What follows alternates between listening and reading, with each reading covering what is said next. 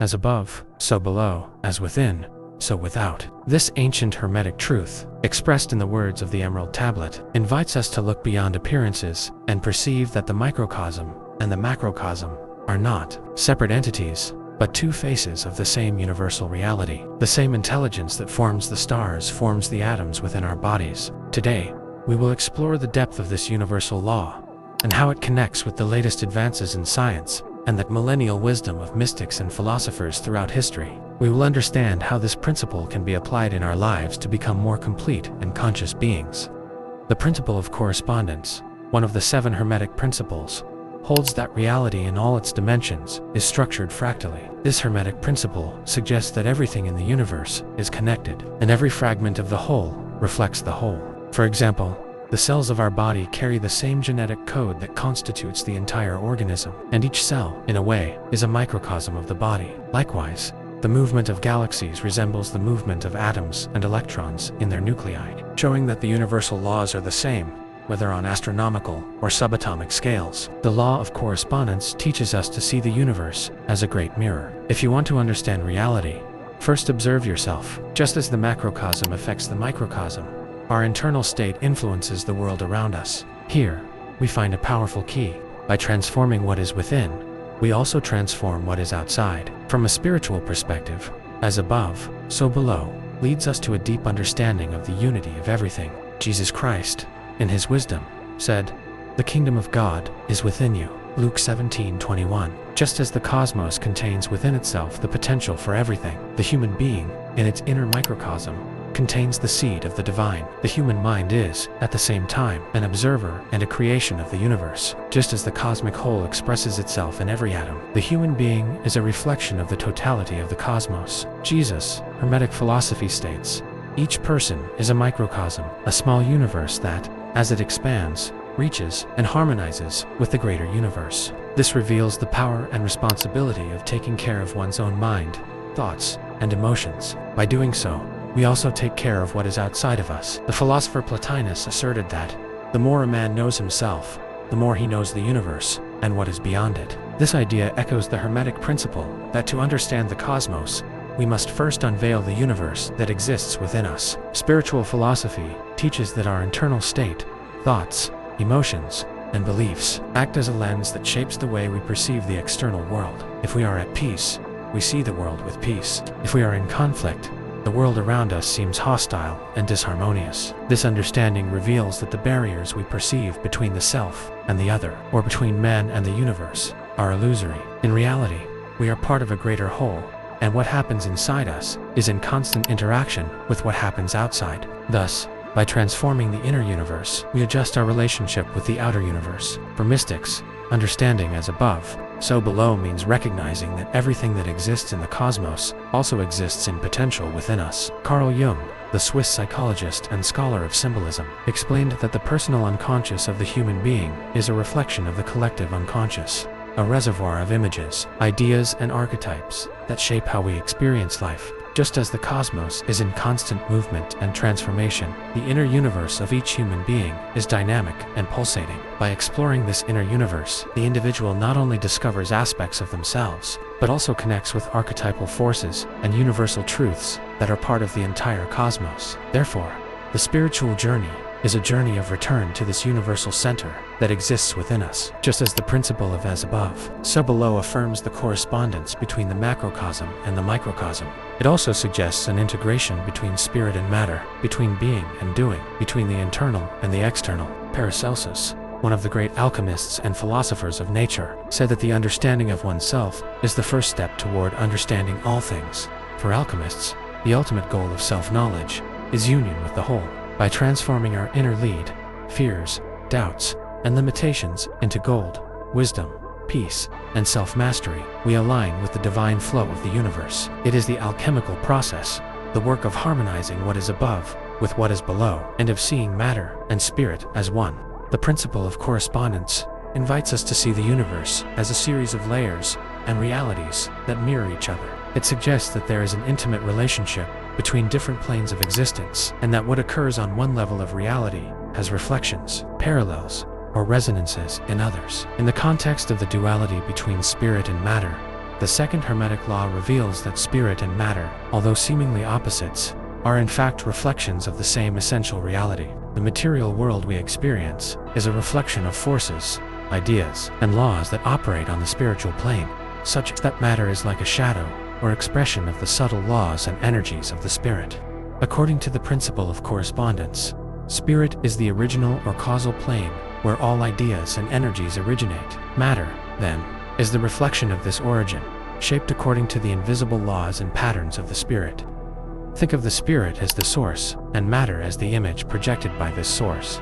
Matter only exists as a function of the presence and movement of this underlying spiritual energy. Thus, the visible world is shaped by the invisible forces of the spiritual plane, much like a statue is sculpted from an idea. Likewise, any transformation or change we wish to see in matter begins, first and foremost, on the spiritual plane, whether through intention, vision, or the mind. The Hermetic maxim, as above, so below, is not only a philosophical or esoteric concept, it also manifests clearly and objectively in the phenomena of nature. When we observe the natural world, we see that the same structure and operational patterns we find on small scales repeat on much larger dimensions. This correspondence between the microcosm and the macrocosm is not merely symbolic. It is imprinted in the fundamental patterns that govern matter and energy. One of the most emblematic examples of as above, so below in nature is the phenomenon of fractals. Fractals are shapes that repeat on different scales and can be observed in both tiny objects and colossal structures.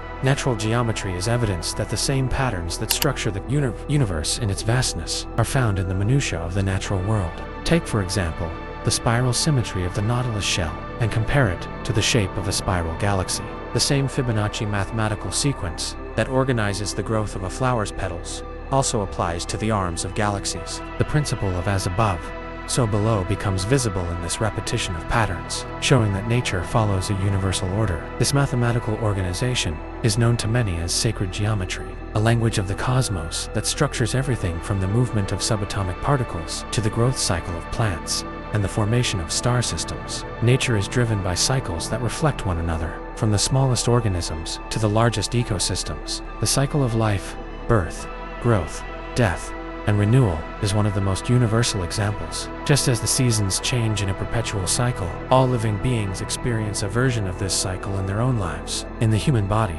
for example, the circulatory system is a microcosm of the Earth's hydrological system. Just as rivers flow to the ocean, blood flows to the heart, and from there to the rest of the body, nourishing and connecting all parts. Both follow a similar principle of flow and return, demonstrating that the macrocosm, the Earth, and the microcosm, the human being, are organized by the same underlying intelligence. This correspondence between the micro and the macro also manifests in the cycles of sleep and wakefulness, in the rhythms of cellular activity, and in planetary rotation, showing that the principle of correspondence is a fundamental code in all vital processes. Another clear example of as above, so below appears in the structure of atoms in solar systems. The nucleus of an atom, surrounded by electrons that revolve around it, closely resembles the Sun at the center of a planetary system, with planets orbiting. This similarity has led some scientists and mystics to suggest that the basic structure of the universe may be repetitive and holographic, with the same pattern repeating on subatomic and cosmic scales. This analogy reveals an ordered universe where the microcosm and macrocosm reflect each other. The philosopher and mathematician Pythagoras believed that number is the principle of all things, suggesting that reality is structured by mathematical and geometric principles that apply both to the vastness of galaxies and to the most insignificant particle. In the field of consciousness, scientists such as David Bohm, a physicist and collaborator of Albert Einstein, proposed the idea of holographic movement. Bohm suggested that reality is not composed of separate parts, but rather of an indivisible totality, where the parts are not isolated, but reflections of a greater and indivisible reality, much like a hologram.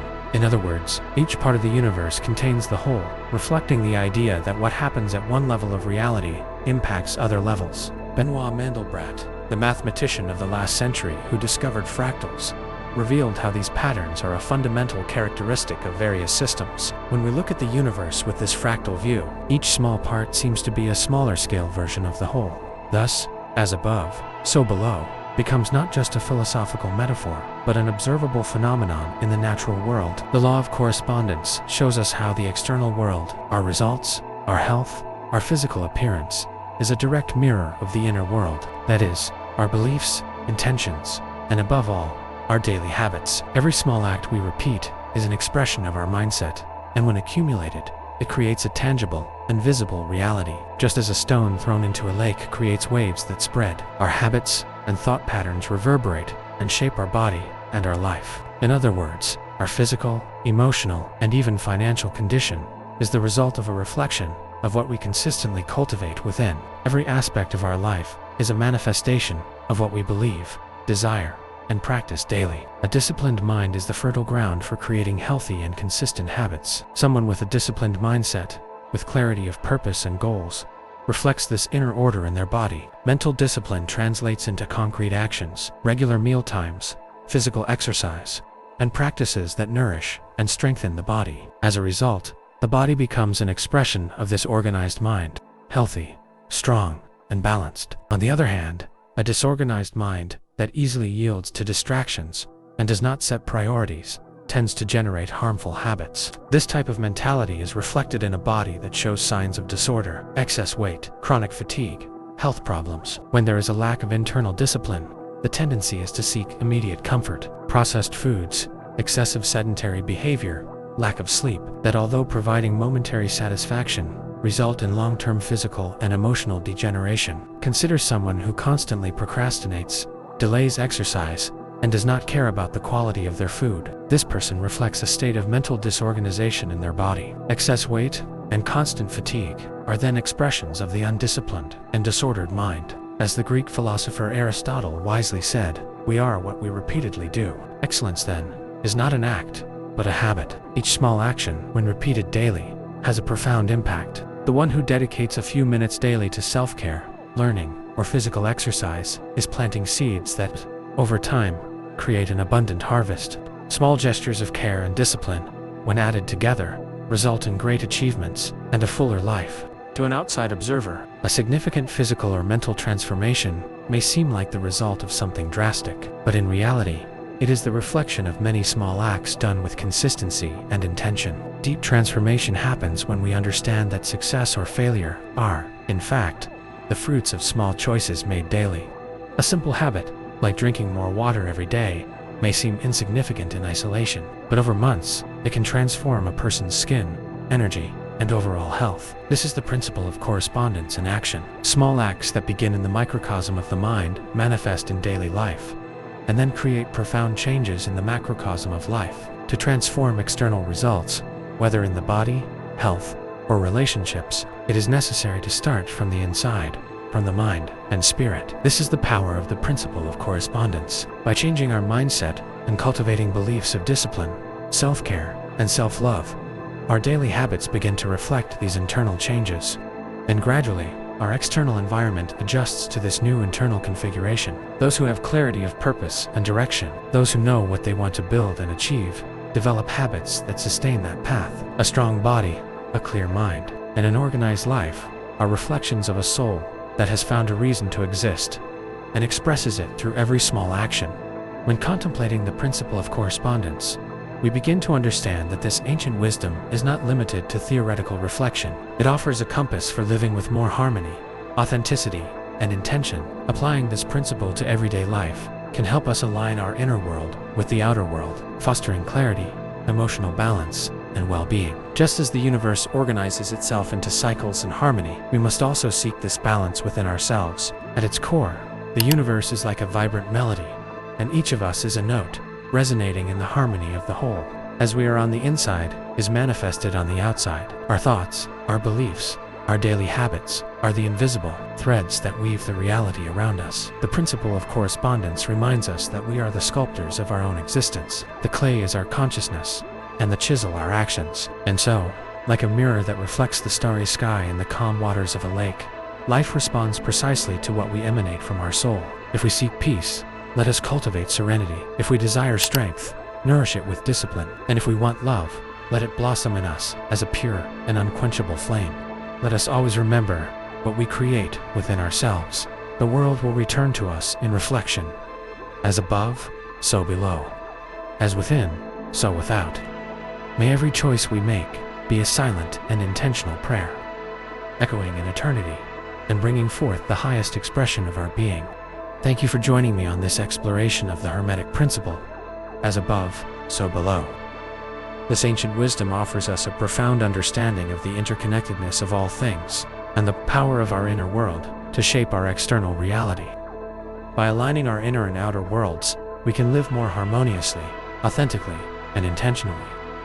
May this principle guide you on your journey of self-discovery and transformation.